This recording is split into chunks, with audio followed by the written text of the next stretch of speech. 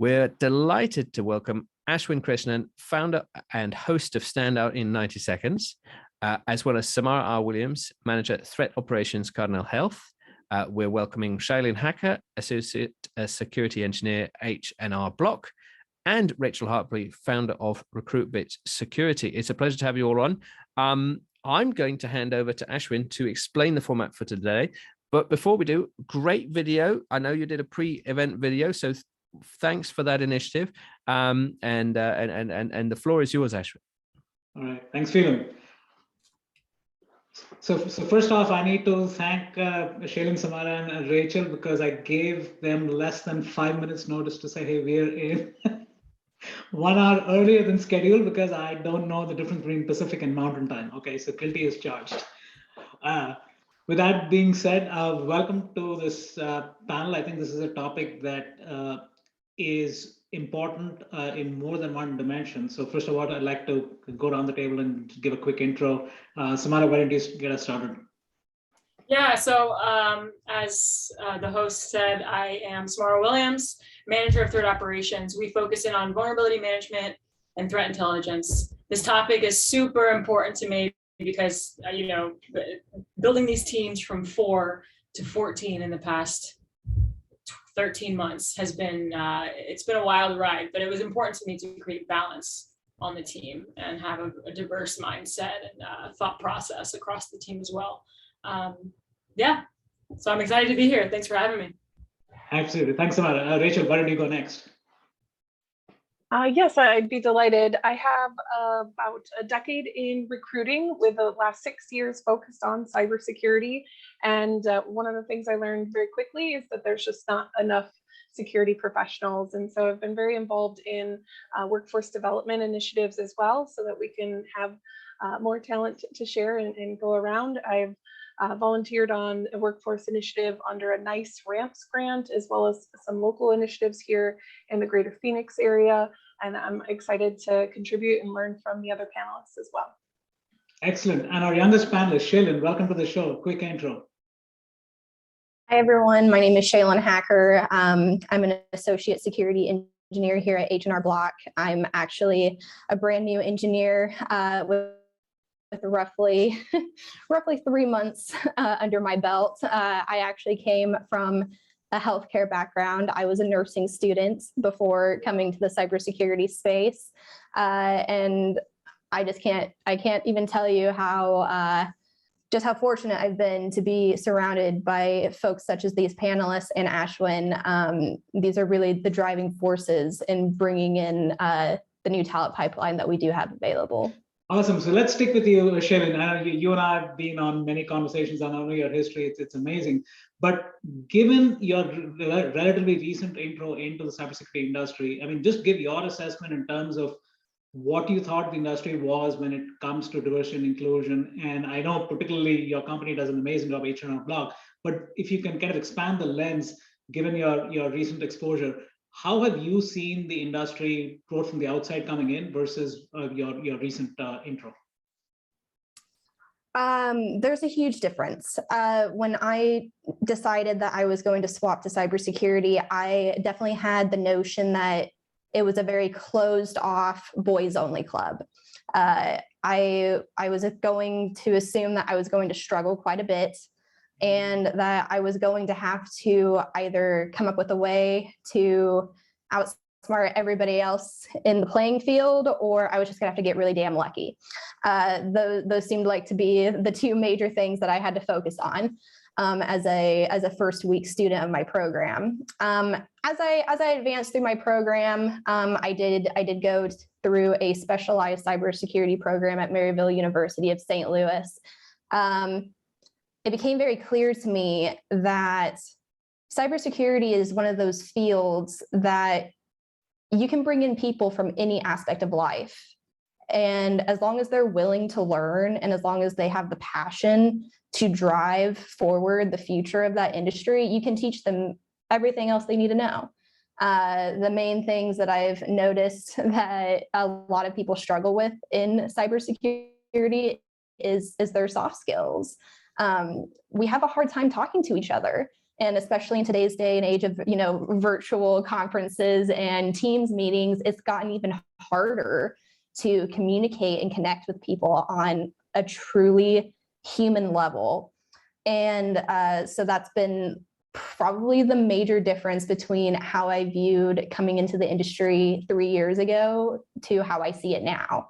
Now I see the industry becoming more open-minded to the talent that is available to it. I'm seeing the industry really care about the people and not just the roles that are being filled. And to me, that's very heartwarming.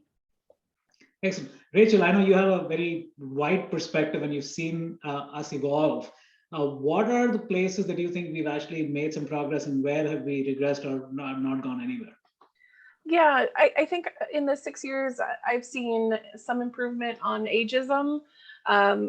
Like how that has actually gone about is, 6 years ago, scholarships and for university, or even scholarships for conferences or for certifications, those are really all directed towards high school students and college students, even internships, right? And now we're starting to see these large conferences and large certification providers look for the career pivoter or the career changer to give them these scholarships, whereas they weren't eligible in the past. So I think that's a tangible change on ageism. And I think as well that boys club that Shailynn talked about, it was very much a boys club when I started, and WESIS, Women in Cybersecurity, was just getting launched at that point, and they have expanded greatly. I think that shows the investment that companies are making in these changes as well. But we still need structural change when it comes to the pipeline. And what I mean by that is that kids need access to technology. Teachers need access to technology. There are a lot of great children that are in areas that have been really ignored and prejudiced against. And I think until we bring access to these children, we're not going to see as many underrepresented minorities because of that. And also we need to change these historical perceptions and prejudices in our current workplaces. Diversity, equity, and inclusion, those don't work if you don't have all three, right? So we can make these diversity initiatives, but if we're not truly having inclusive conversations, if we're not creating levels for equity, like the pipeline problem that we have, right? Getting technology to younger people and even career changers, we won't see that full level of change. Rachel, you jumped the gun on equity and inclusion. I'm going to get to that in a bit. Sorry. So Samara, I know you've been, I don't have words to describe what you're doing both inside Cardinal Health, but also with the larger community. And again, from a progress standpoint and regress standpoint, and where we're not going anywhere, how do you assess the broader industry? Yeah, so I did a great job finding balance amongst this panel, because I have a very I don't have as an optimistic outlook as Rachel and Shailynn have. Okay, I'm still very cynical in this, cynical in a good way. Cynical where I am still, I still want to put the effort to change it. Right? You guys are you're absolutely correct on all accounts. I think my biggest problem, and I do have high expectations, so keep that in mind. But my biggest problem is that we're seeing this change now. I'm not saying for everything, but this is my perspective, okay? We're seeing this change now because people have to, right? There's accountabilities in place, okay? People are being pushed. There are people like us out there who are calling other people out on their BS, right? And that's where we're starting to see change. So, while I wish, people could have just came up with this on their own, right? I'm still very grateful for the checks and balances in place, right? And really, it's because they're desperate, right? Yeah. They're desperate for talent, so that's why they're looking at you. Yeah, and there are arguments, and I see both sides of it in terms of like not having enough people in cybersecurity and things like that. And I think I'm of mine. It's a little bit more of the gatekeeping, right? I told you my team went from 4 to 14. I'm hiring one more person. We'll be right at 14. 4 of my people on my team have recently been promoted in that past year. They had less than 2 years experience on my team, but they stepped up, right? Somebody gave them a chance. I hired based on potential and not experience, right? And amongst these diverse classes of people, and that's not just race, right? We're talking disabilities, we're talking everything. There are certain life experiences that lend themselves to be able to combat cybersecurity in a whole different light than professional experience would. The persistence and resilience that's required for this role, you will find that if you're looking for it. Yeah, so coming full circle back to Shailynn, I know your personal journey is really, really well, right? But a lot of it came about because of the leadership inside H&R Block. I mean, Carrick Stanwyck, Joshua Brown, and literally week 1, week 2, week 3, quote unquote, taking a chance on a nursing student kind of getting into cybersecurity. But the ones, I wouldn't say the naysayers, but the ones who were skeptical, they became huge converts just seeing how successful you were, not just during the internship, but also accepting a job and now doing phenomenally well. So how has that, your first-hand experience been in terms of changing mindsets, just back to what Samara and Rachel was saying, in terms of seeing how not just you succeeding, but the broader community succeeding, and how have you seen minds that have, quote unquote, were closed or were prejudiced earlier now opening up? I've definitely seen the change, and not just in my LinkedIn community or in the industries community, but just within H&R Block. We have already begun looking at talent in some of the most unexpected places. And it seems that the leaders here now more than ever are willing to reach out and take the potential that's offering itself to our company. And they have really just embraced this evolution of what the industry standard is. I think we've really, in my short time being in the industry, I think we've been stuck in this mindset of a security professional looks, acts, thinks, and speaks a particular way. But that's not the case. And it's becoming more and more apparent as not only is our technology changing, but we as people are changing, the world is changing, society is changing, and we have to go with that. If we can't adapt with the things that are changing around us, then ultimately we're going to fail, and ultimately we're going to fall behind. And it's harder to catch up when you fall backwards than it is to just go ahead, accept the change and roll with it and accept it and see it as an opportunity and not a setback. And I've seen that more and more, not just in my personal professional life, but in the lives of a lot of others that are breaking into the industry. So Suresh, just touching upon what you mentioned the last go around, right? Which is the aspect of industries and organizations and people needing to change the mindset. So when you do hire people from a diverse background, people from underrepresented communities, neurodiverse individuals coming into an organization, how have you seen organizations actually train employees? Because you need to understand how it is, what's in it about a particular kind of mindset and where he or she is coming from, and being able to spend the time to actually train employees, because otherwise, just like you said, we might actually move back 4 steps because quote unquote somebody that was, let's say, from a community college who didn't have the certification, but somebody took a chance on him or her, but they were not feeling included in meetings, and therefore they fell behind, and therefore we're actually regressing. So how have you seen successful organizations actually make the change internally so that this aspect of not just diverse hiring, but also the equity and inclusion aspect, which you alluded to? I think there are a few things to address, right? There's a lot of interdependencies. For one, I'll say recruiting is a failed process when it comes to cybersecurity. And it's in part because historically, cybersecurity is really a new field when it comes to business. It's really only about a decade old. I know that security existed before then, but not in the way that we have it today. The organizations are very different. And when you look at recruiting, recruiters are historically used to finance, for example. In the finance world, there is a clear career progression that someone takes, and those job titles make sense, right? And so a recruiter doesn't necessarily have to understand the role in order to fix that, right? It's much different in cybersecurity. An analyst is an engineer, is an analyst.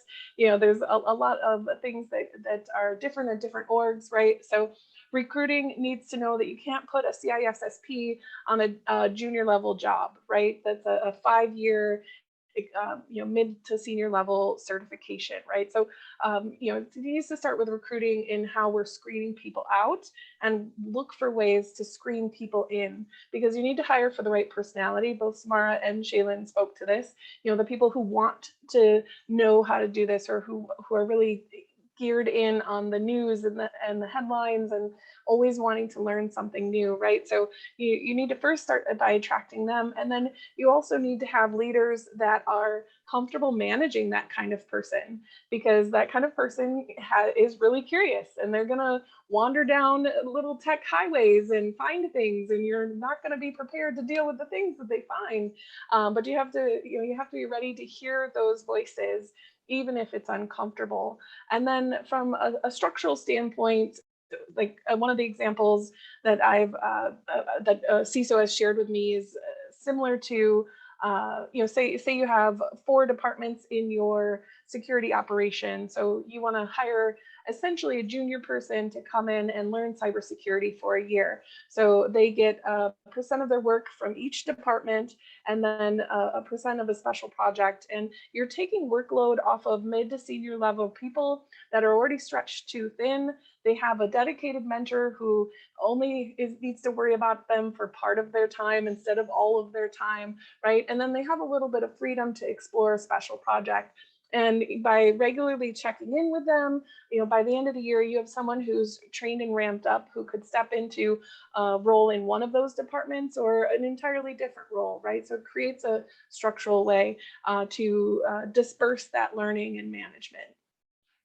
So Rachel, I think there's a question for you, which is right up your alley, which is recruiting tech automated bots hurting diversity. So the whole ARS obviously is coming under a lot of scrutiny, but have you seen that particular technology actually evolve? Because I've talked to so many of these newcomers.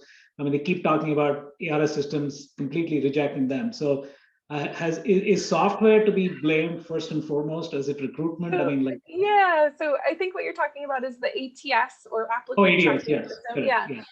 And so when you apply to a job and you upload your resume, and then you have to fix all of the things that it did wrong when it uploaded your resume, that's essentially the ATS.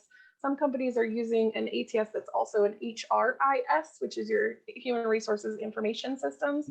They're big, clunky things that they're often not set up to be the most efficient, right? So we as the end user are sort of the afterthought. There really isn't a lot of AI or machine learning in those processes. It's much closer to an if-then statement. So if they don't have a higher degree, then no, we'll automatically reject them. And if you're not filling out your application properly, you could end up getting rejected just because you didn't enter in all the little data points that they want, which is a hassle, right? Like it could take 15 to 20 minutes to complete each application. You're losing applicants on that.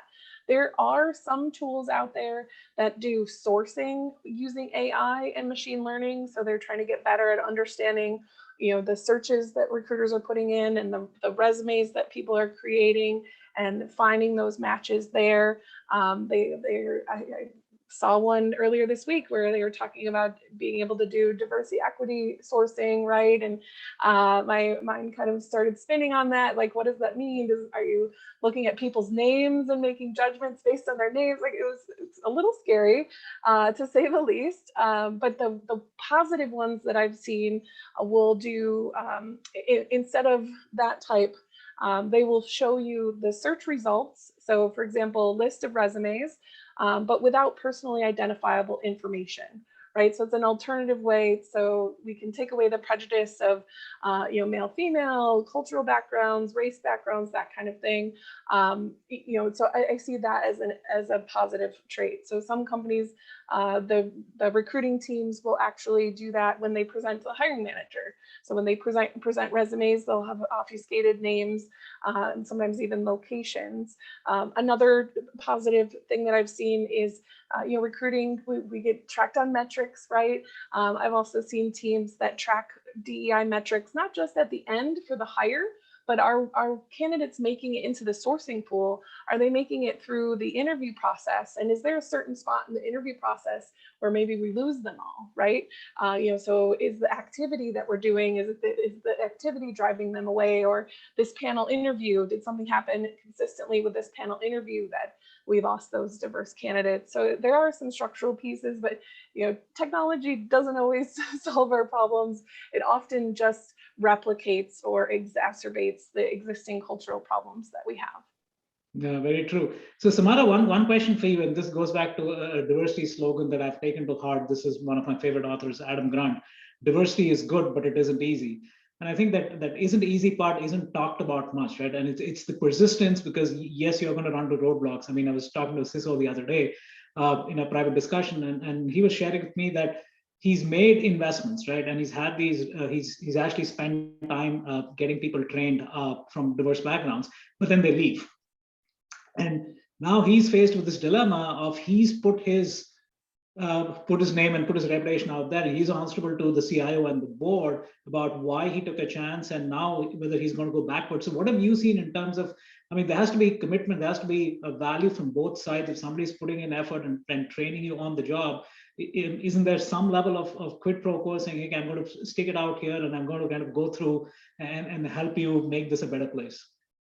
Yeah, there's a lot I have to say. I have three different things because I've been thinking as Shailynn and Rachel have been talking. So Shailynn talked about training. I'm going to touch on that. And then Rachel talked about those automated systems. I'm going to touch on that really quick. And you'll probably have to remind me of your original question.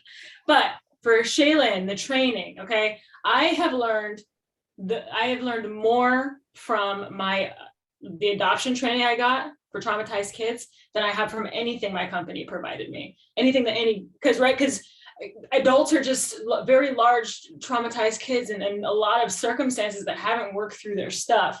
So when you're able to look at a person, you identify their behavior and you're looking at it and saying, not what's wrong with you, but what happened to you. It's a completely different mindset, right? And mindsets are directly attached to impact. So I'm a huge, huge proponent of actually putting, maybe some risque topics as part of some management, things that are considered risque. I don't consider anything risque at this point, but in terms of those automated systems that Rachel was touching on, all of it gives me a headache. I'm physically hurting, okay? And even when it comes to, I do agree that it's a positive, Rachel, but even when it comes to, covering up the PII or hiding somebody's name so it's not too ethnic, right?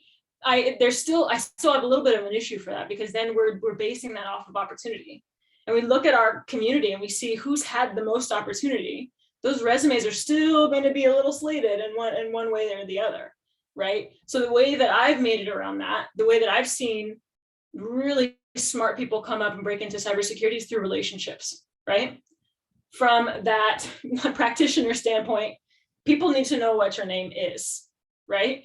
So it kind of goes against the hiding the name. If you are a person, especially you got a really common name, somebody needs to know you by some sort of identifier, okay?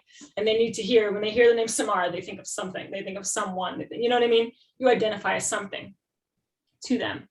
And from the hiring manager's perspective, get out there and talk to people. Shailynn talked about reaching out. You don't know what's out there until you look, until you go and actively find it. If you're sitting back waiting on a recruiter, no offense, Rachel, that has no idea what they're doing, you're going to get exactly what you put into that. The effort equals the results, right?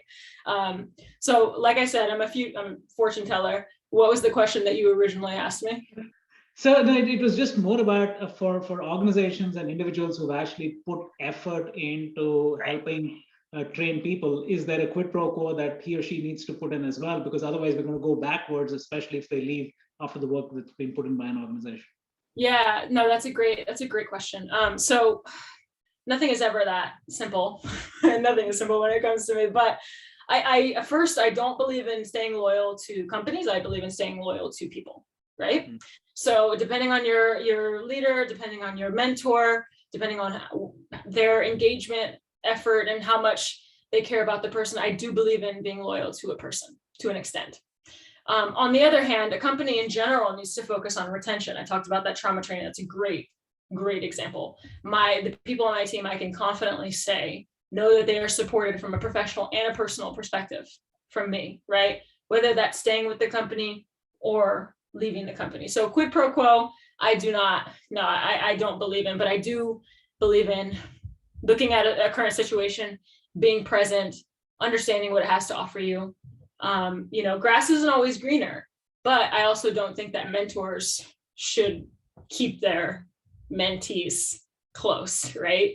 Let the ducklings waddle away and experience, right? And they'll probably come back. Great. So one final round, thoughts in terms of like, if we're in 2022 right now, and obviously the industry continues to have this quote unquote talent gap and talent shortage, which is only going to exacerbate. But in terms of one takeaway for, again, let's talk about humans again, Samara, starting with you. For a manager, he or she looking to hire candidates, what's the one thing that they should be doing today that they may not have thought of before? And same thing, I think you answered the question, but ask it anyway. For somebody trying to break in, whether mid-career or early entrant, what is the one thing that you would advise him or her to do? Yeah, the overarching concept is the effort that you put in, it reflects the results that you're going to get back, right? So from that practitioner perspective, don't feel discouraged by those the job descriptions that you're seeing, right? There are so many ways around those. Do your research, do some OSINT, find out who that hiring manager is and go for it, right? Because if that doesn't open a door, it's a window, right? And another room in the house will open. From a hiring manager perspective, same thing. Effort you put in is results you get back. And I've seen hiring managers that are perfectly okay with what they have, and I guess that's okay too. But if you would like I don't want to use the word diverse too much, but a variety, I guess, of thought processes and solutions to your challenges, it works. I promise, right? Vulnerability management, threat intelligence are some of the most ambiguous areas of cybersecurity, and having those different mindsets really helps in that situation. Great. Same question to you, Rachel. I think Samara's really nailing it on the head. And actually, I gave a talk at the Diana Initiative that was specifically about how to get around recruiters. And it was about doing the OSINT and building your network. Everyone, especially when we're younger, networking's super hard, it's intimidating, but those hiring managers and the good hiring managers want to hear from junior and entry-level candidates, right? So, if you're on the talent side, my number one recommendation is to network. And if you're on the business side, the hiring side, my number one recommendation is to invest. It's going to cost money to invest in your people, to build the right people. Even if you're hiring senior talent, they're going to want to be the type that professionally develops themselves as well. So you need to invest in finding a larger, diverse network of talent pool, and you need to invest in them when you hire them to make sure you're listening to what they have to say, hearing their complaints and concerns, taking action on those things, and then also giving them educational opportunities. Awesome. Same question to you, Shailynn, but before you answer, I need to kind of talk about one thing that you did, which is stuck in my head, which actually turned into a DM from you to me, turned into a post on LinkedIn. And this is just about networking, right? I mean, Shailynn has been on the show a few times and we know each other, but then she sent me this New Year's greetings. Again, no strings attached. There was nothing except, I'm sorry that I was 2 weeks late to wish you a happy new year. I was like, I know lots of people. I haven't got that kind of DM in a long time. So I turned that into a post. And it was actually seen by the H&R Block executive, Joshua Brown, the CISO, actually shared it. So the reason I say that, again, back to what Samara, you and Rachel were talking about in terms of networking, it's like you should start networking before you have a need. And mostly in the form of giving, right? And that gets the community to come back. So again, sorry, Shailynn, same question to you from a manager and newcomer's perspective. So from a newcomer's perspective, really the only thing I could advise anybody looking to come into this industry to do is to just be bold. I mean, be bold, be unrelenting, be curious, be a forward thinker. There's so much room for you here in this space, if that's who you're about. If that's who you're about, if that's what you support, if that's what you're chasing after, this is the space for you. For hiring managers, for companies, my really only question is, what's stopping you from being a defender of potential? What's stopping you from seeing these people? What's stopping you from your own growth? Because these are going to be the folks that are going to push your company forward and potentially push you forward as an individual. So what's stopping you? Wow, power pack panel. Phelan, would you agree? Yeah, I love it. Thanks. Thanks very much. It's certainly eliciting a lot of response on Discord and in the chat. I think you've covered many of the points. There was even something which I think we should try and take offline, which is recruiting technology hurting diversity by looking for more of the same. Ooh, I think that's a whole different conversation which we can take offline. But I really have enjoyed this. I know we're pushed for time, but stand out in 90 seconds. I feel we need to tell people how to get involved. Yeah, so Stand Out in 90 Seconds is my latest initiative. And again, Shailynn has been on the show, Samara has been on the show. So it's essentially turning names and titles into human beings. And again, it's targeted at conference organizers. Feeling you saw the mashup I put together yesterday before the event. And newcomers, and I'm doing 2 a week for free. And the idea is, again, just to kind of showcase people and getting their social profile out there, because it's a noisy world that we live in. But also working from a business standpoint, working with larger institutions. Again, the same thing. I mean, you've got your CTF, you've got your TriHackMe, you've got your certifications, but exactly to the point we're talking about over here, it's like, who are you? And I think no ATS, no resume talks about this. Is just augmenting the personal side of things, which ultimately is what we're talking about over here, which is humans. I love it. Well, can you share the links to Stand Out in 90 seconds in this chat, but also on Discord? I think yeah, I'll do it over here. I'll do it on Discord as well. That'd be awesome. Wow. Okay. Well, we are now out of time. Samara, Shailynn, Rachel, and of course, Ashwin, thank you for being such great panelists. Let's give you a big virtual round of applause, or snaps if you like. And I look forward to seeing you in the audience. All right. Thank you. Thank you very much.